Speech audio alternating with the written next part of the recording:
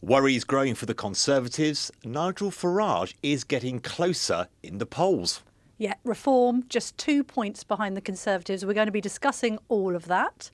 We're also going to be bringing you the highlights of the very touching D-Day commemorations in Normandy.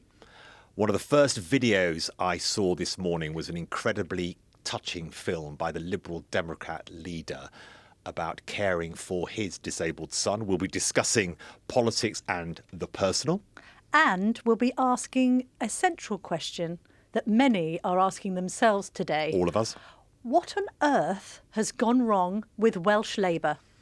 Welcome to the Daily Tea with me, Kamal Ahmed. And me, Camilla Tominey. Kamal, something exciting is going to be happening tomorrow night. It is. Because instead of putting the podcast out at the normal time of 5, we're going to delay things. Do not panic, OK? Reset your alarms, because we want to take in the next leaders' debate, which is taking place at the BBC on Friday night. So we're going to come up with a podcast special, a special Daily Tea.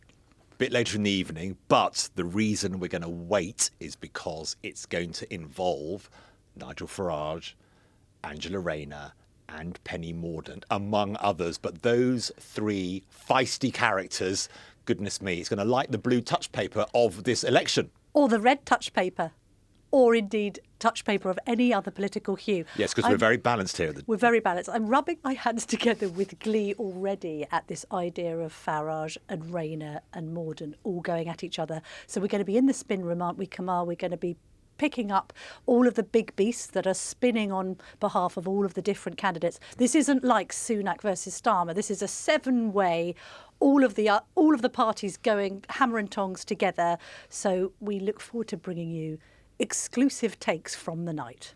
Let's just go back to the commemorations for D-Day, because obviously a remarkable day today with world leaders, including President Biden. Of course, we had the royal family with the King and Queen there as well. We've got the UK Prime Minister. We've got Macron, the French President. Keir Starmer is also there to commemorate in Normandy this time. Yesterday, we spoke about the events at Portsmouth in the UK to commemorate the D-Day anniversary. Let's hear some of the really remarkable testimonies and speeches made there.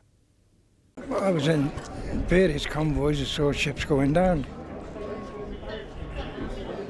And to see that so young, and it still sticks with you now. Quite like that. You need to be in there. Oh, it's really good. There you go. We were. I was mostly in troop ships, which had a fair amount of speed. So when the convoy was attacked and the signal was given to disperse, everybody darted whichever way they could to get out the road. I felt sorry for the poor people that in slower ships who were torpedoed, and I feel sorry for the Royal Navy men that were in their rescue boats. We were, I was on first lieutenant on a tank landing craft. We actually had 2 tanks mounted, built up on the tank deck to actually fire on the beach ahead of the first troops landing. But of course, with the bad weather, the heavy weather, it didn't work out. We arrived a little bit later, so we hit the beach without doing that at all and offloaded our tanks onto the beach at just on the edge of a town called La Riviere, Gold Beach. We know the dark forces that these heroes fought against 80 years ago. They never fade. Aggression and greed, the desire to dominate and control, to change borders by force, these are perennial. The struggle between a dictatorship and freedom is unending. Here in Europe, we see one stark example. Ukraine has been invaded by a tyrant bent on domination. Ukrainians are fighting with extraordinary courage, suffering great losses, but never backing down.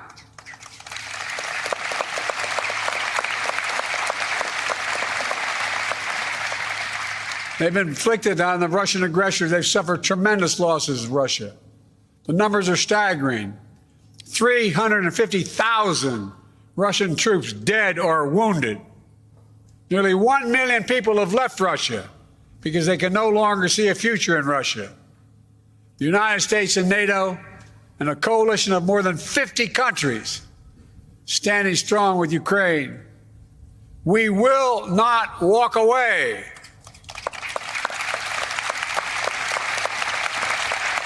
Because if we do, Ukraine will be subjugated, and it will not end there. Ukraine's neighbors will be threatened. All of Europe will be threatened.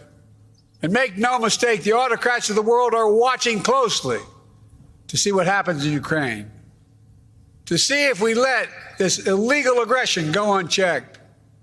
We cannot let that happen. To surrender to bullies, to bow down to dictators is simply unthinkable.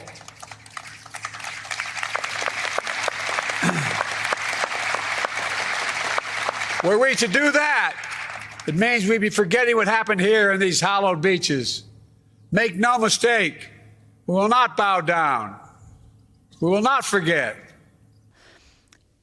President Biden there, Kamal, I think reflecting the degree to which the Western world feels unsafe and unstable. I think with the Russian offensive on Ukraine, all of the concerns about China and Taiwan, the instability in the Middle East. I mean, he needs to get on stage, doesn't he, at an event like this and make a wider geopolitical point.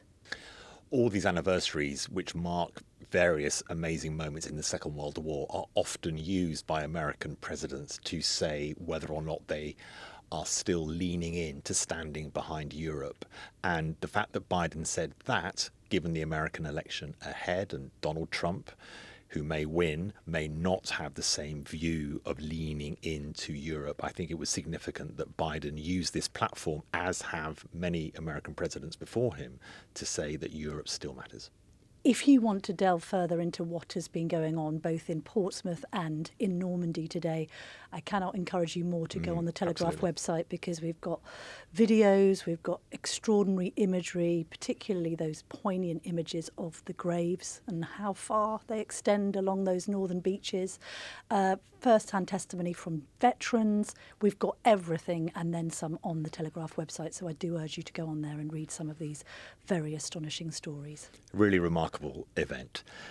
Let's move back into the election here in the UK and this latest poll from YouGov, which is the first poll taken since Nigel Farage said he was not only going to lead Reform UK, but also was going to stand in Clacton. We discussed that we would be watching the polls closely because we imagined that this would give Reform a boost, and it has. So far, they have actually picked up to 17% in the polls, now just 2 points behind the Conservatives. It's one of those moments, if you go right back to the 80s, when Labour were almost overtaken on the left by what was then called the SDP. It's one of those pivotal moments. If the Conservatives could lose ground and actually Reform could overtake the Conservatives, this would be a really remarkable moment. Well, that is certainly Farage's intention, and I interviewed him on that Monday night. So after he re-entered the political atmosphere in full, I spoke to him on GB News and I asked him that question. When do you think Reform will overtake the Conservatives in the polls? But I think what will happen, this is my guess, is that from here we will take equally from the Conservatives, from Labour, and also from non-voters. Will you beat them, and when will you beat them by? Well, I have no idea. Have you? Well, have you got an ambition to beat them? Ah, that's different. Do I have an ambition? So when would you hope to have an impact on Reform's polling within a week, that you overtake the... I would hope within a week we're going to be equal with the Conservatives and maybe ahead. I got there in the end, Kamal. It was a bit of a prickly interview, actually, because... I said to him, you need to put some substance along with the soundbite, and he didn't quite like that. But the point about polling, the methodology has changed of the YouGov polling, which is slightly altered the result they've given. There has been a suggestion that if that methodology hadn't have changed, the Tories and Reform would be neck and neck. This is the stuff of Conservative campaign headquarters nightmares.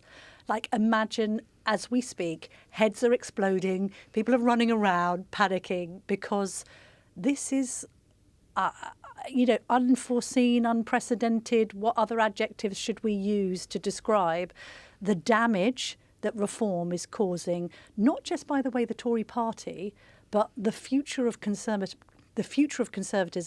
and what it looks like. Everything now is up in the air as far as I can tell. And at the same time, Nigel Farage has said he wants to take equally, or imagines he could take equally, from the Conservatives and from Labour. There's no reflection of that in this YouGov poll. Labour are still 41%. Miles over the horizon in terms of the election on July the 4th. Reform is already ahead in this poll amongst the over 65s and amongst voters in the north of England, already ahead of the Conservatives. I think for the Conservatives, they are fighting multiple elections where, in a way, it is easier for Reform. They have made this a single issue election. Immigration. If you're unhappy with the record on immigration of the Conservative Party, and the polling shows that millions and millions of voters are very unhappy, vote for Reform.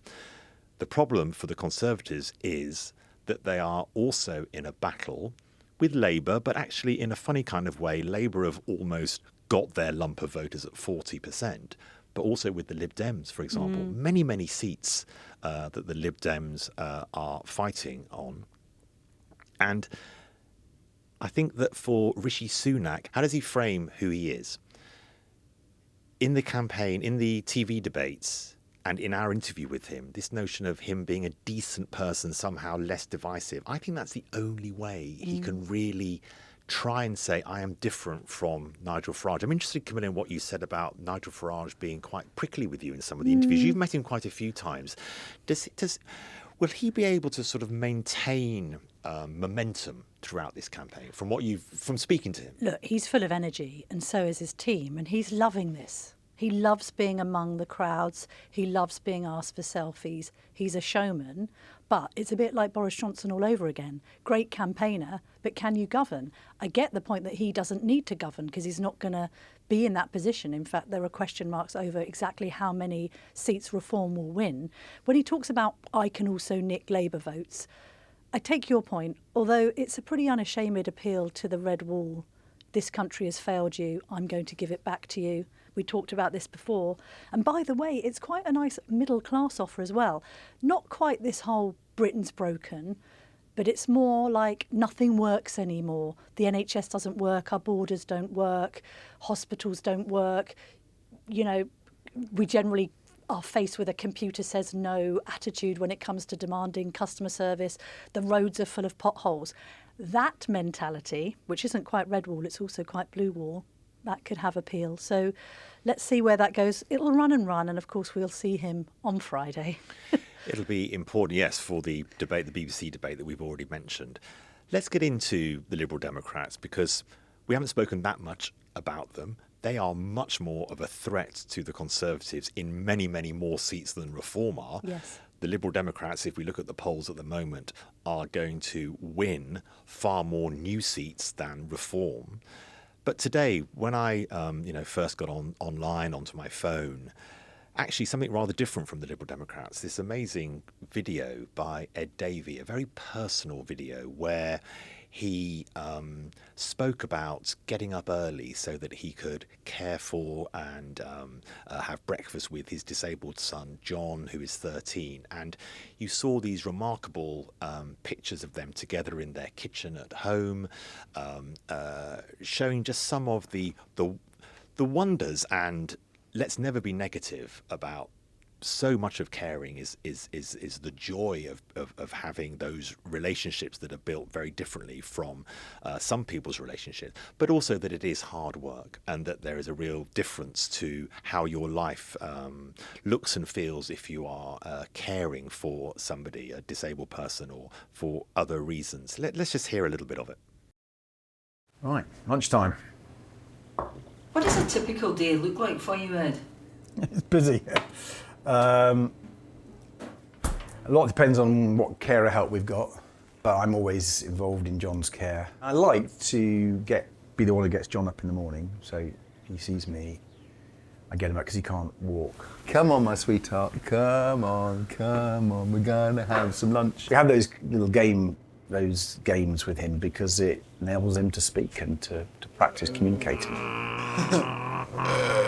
I watched this video and I thought to myself, I do love it when the politicians do the personal. On one hand, they say, don't forget we're also human beings. And then sometimes they're very shy of discussing their private lives. We had that in Theresa May, sort of couldn't really speak in that much detail about family life beyond boy jobs and girl jobs. Boris Johnson wouldn't speak about his private life at all, even though it was often in the headlines. We've had that as well from Rishi Sunak and Keir Starmer, sort of keeping their wives and their children back. And you'll remember as well as I do, Kamal, Gordon Brown appeared a completely different person when he emerged in Downing Street after his resignation with his sons. You know, we then learned something more about him. David Cameron again. He spoke very movingly, very honestly and candidly about his disabled son, Ivan, who passed away aged 6 in 2006 when he was opposition leader. I remember that day and reporting on that vividly. And at the end of the day, say what you like about Ed Davey, and it's been a campaign of two halves because we've had this sort of poignancy mixed in with some hijinks and japes and this idea of gaining attention for himself. He raises a really good point about caring, which will connect with a lot of voters. It reminded me a bit of looking after my mum, actually. Completely different circumstances, but she was a chronic alcoholic and I lived with her by myself for a couple of years. It was really hard. It's really isolating.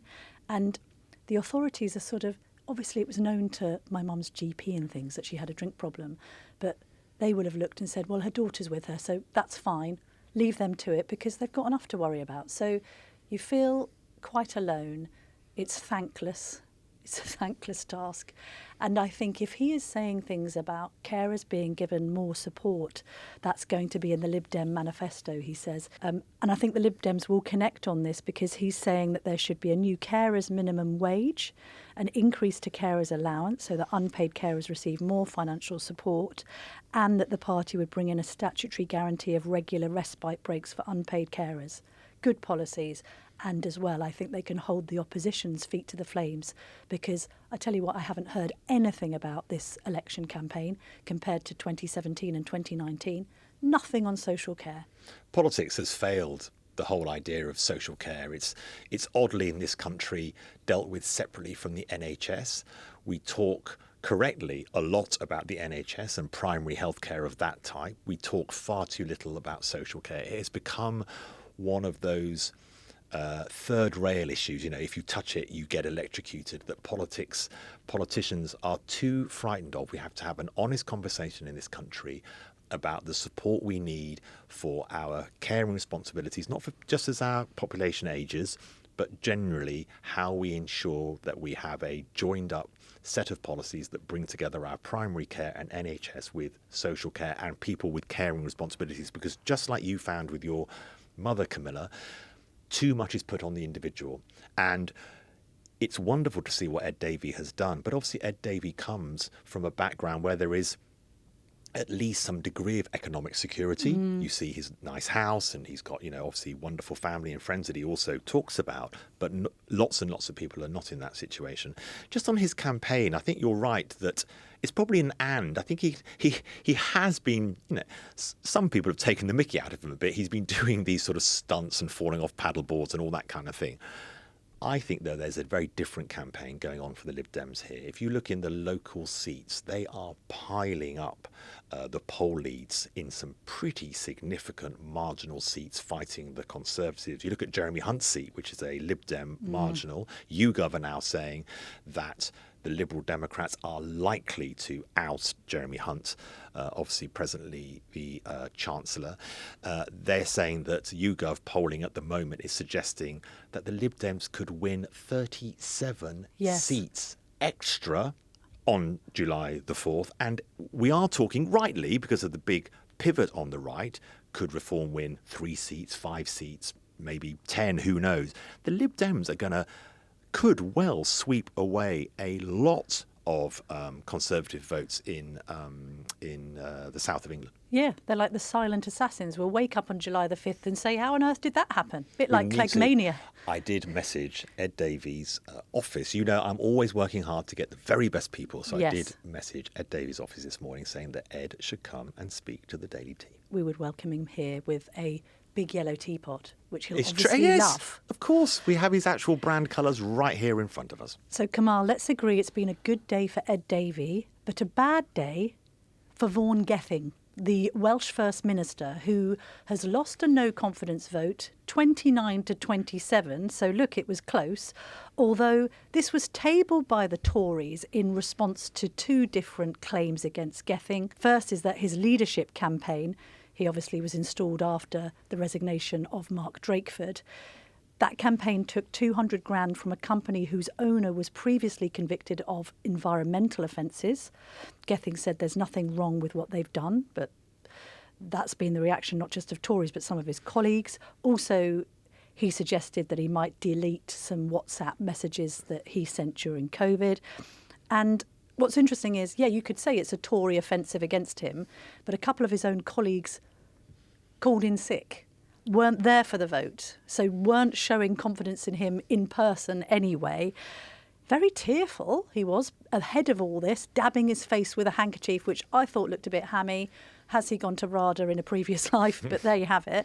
And now he's refusing to resign, even though he's lost a no-confidence vote.